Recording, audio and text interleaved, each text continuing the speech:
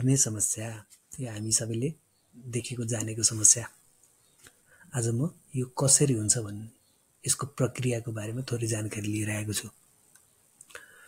Normally मान्छे अथवा हामी सुत्ने समयमा हाम्रो शरीरका मांसपेशीहरू पनि एकदम खुकुलो भएर बस्छन् अथवा आराम गर्छन्, जसमा हाम्रो घाँटीका मांसपेशीहरू पनि खुकुलो हुन्छन्।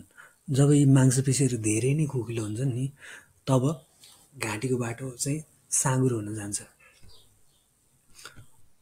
र हामीले सास फेर्दा यो साँघुरो भागबाट चाहिँ अब बलपूर्वक सास फेर्नु पर्यो, जसले हाम्रो नरम तन्तुहरू जस्तो तालुहरूमा चाहिँ कम्पन उत्पन्न गर्दछ र यही कम्पनको कारणले गर्दाखेरि चाहिँ यो घुरघुराउने आवाज उत्पन्न हुन्छ।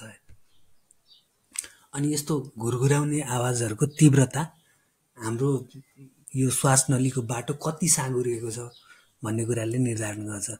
हाम्रो श्वास नली जति साँघुरो भयो त्यति नै घुरघुराटको आवाज बढी आउने हो।